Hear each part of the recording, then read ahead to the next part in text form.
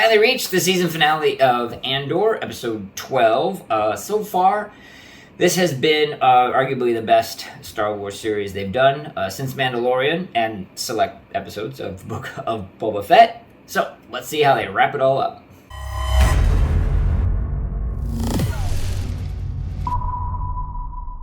So we do get, a fair amount of maneuvering of the chess pieces, but at the end of the day, you have a situation where Andor's adopted mother's funeral is happening, and basically, the Empire and all the players are expecting him to be there. He's gonna be there, and so it plays out. Now, the only little head scratcher that I did have was when they first show Andor in town. He's not wearing a hoodie or anything. Like, it's just him. Some random stormtrooper could turn a corner and be like, "Oh, hey, there he is." Now that later on they do have him put the hoodie on, and it's like, okay, now we're back on track. But basically, in a nutshell, and this isn't going to be sort of a frame by frame, shot by shot, review, because I want to get into sort of the bigger ideas. And we do also have the side story of Mon Mothma selling off her daughter to basically raise money for the rebellion. It's an interesting scene where it's kind of out of the blue, I guess, a little bit, but she accuses her husband of gambling, and it's done ostensibly to show that their driver is eavesdropping on them and reporting to the Empire, even when he shouldn't. But I think there might be a slightly bigger payoff, although it's more implied than anything else, is that, she might say, oh, we don't have money anymore because you gambled it all away, which would be a little weird because he'd be able to pretty much prove that. Nonetheless, it's a little bit of a throwaway, and it's just kind of done to get to the closing scene, one of the closing scenes of the show, where she, introduces her daughter to the future husband. Again, the Mon Mothma story has been very, very good this whole season, but it is very methodical and very slow, which technically makes sense. She has to be cautious. She can't make rash or quick moves, and so it's been very, very well. But it's a little bit frustrating because, of course, where this is going, and you're just like, come on, get there, where she goes full, rebel. But it'll come in due time. Now, getting back down to the planet with Andor, the funeral for his mom, adopted mom, begins, and I have to say, and this is why Andor has been such a good show, or one of the reasons why, I should say, to be fair, is this just incredible and wonderful world building. So you have this entire funeral procession with the robes, the music, the two, I don't know what you would call them, the two viewpoints, the two groups, the two organizations, convening in the middle of the square. It pulls you in, and it gives you the sense that you're in this world. This world has rules and guidelines and ceremonies, and it really anchors you and makes you really appreciate what is happening to the characters. So again, and this has been a big strength of the Andor show, just wonderful, tremendous world building. So the Empire is here. They're waiting for Andor to show up. They got the whole funeral procession flanked in every square inch of the ceremony, and then her little robot comes out, and there's a nice, beautiful 4-story 3D hologram projection of her, Andor's adoptive mom, for everyone to see. She proceeds to give a speech. Ostensibly slightly about her life and her path, and then ultimately triumphing, crescendoing with the fact that everyone needs to wake up. The Empire is evil, and we need to rebel against the Empire, which they then, go into Empire mode, shut it down, and the ensuing slaughter and fight begins. Her speech, however, deserves particular note. Her speech is absolutely moving, absolutely rousing, and more importantly, is absolutely Star Wars. because at the heart of it, it's not a coincidence that this was the subtitle for the very first film in 1977, is hope. And that is what her speech was about. That is what her speech encompassed. That is what her speech instilled in those who heard it. And that's why it was so brilliant, so perfect, so Star Wars. Again, they have just done an insanely well job of giving us a Star Wars show without having to throw in, here's Luke, here's Leia, here's Han, here's, this background character, this connection. You do get, stormtroopers. That's like ants. We're always going to have stormtroopers. But a stormtrooper does not Star Wars make, as evident by some of the other shows.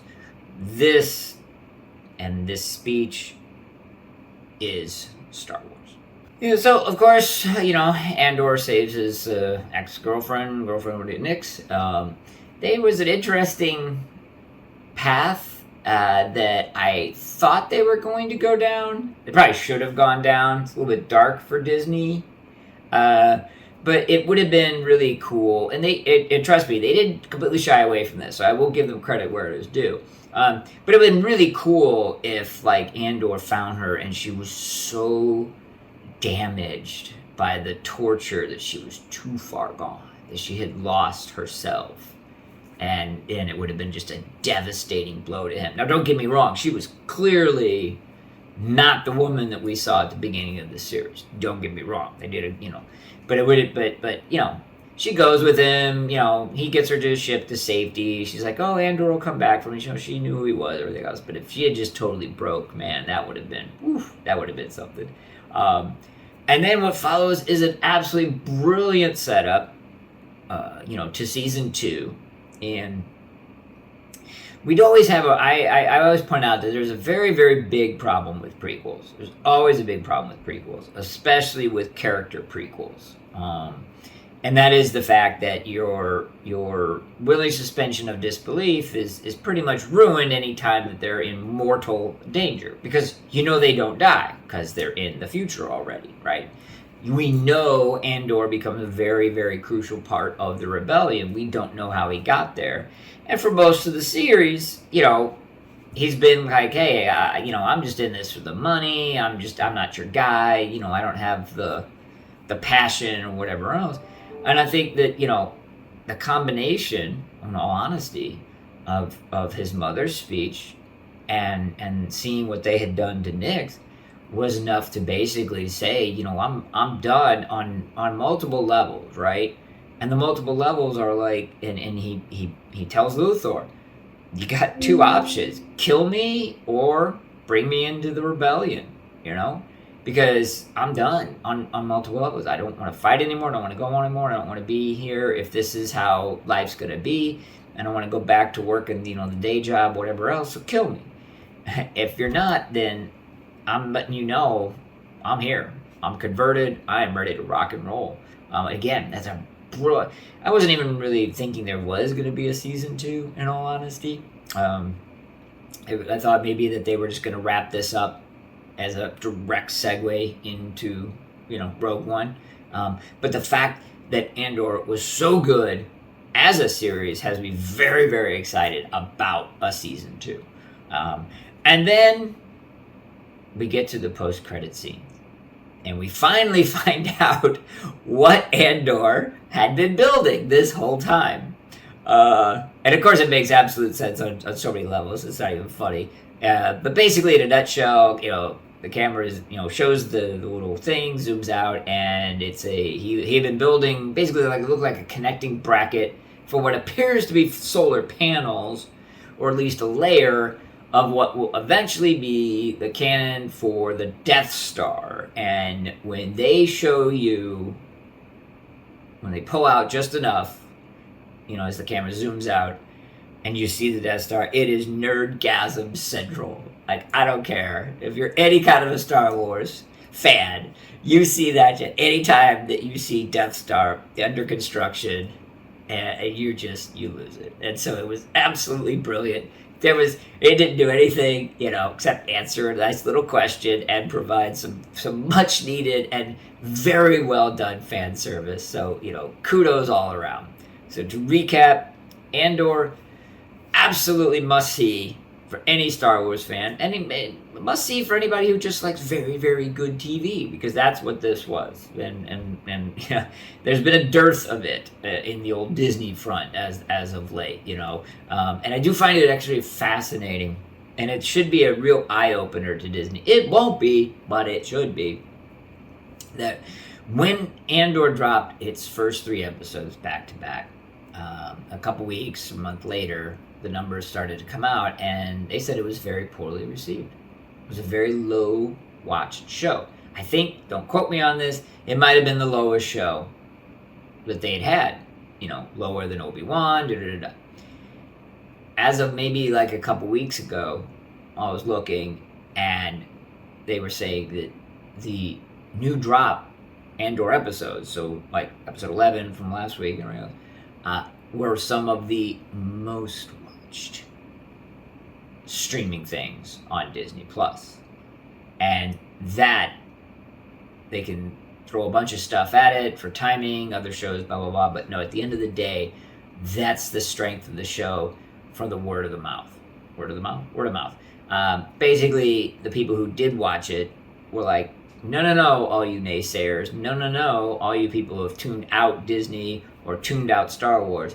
This is not what you're used to. This is solid. This is good. This is watchable. And they're like, oh, I'll give it a chance, whatever. And then they're hooked. Because it is that good.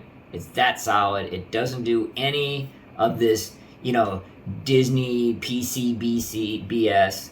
None of this, Mary Sue. It is just a real good, solid story with interesting characters.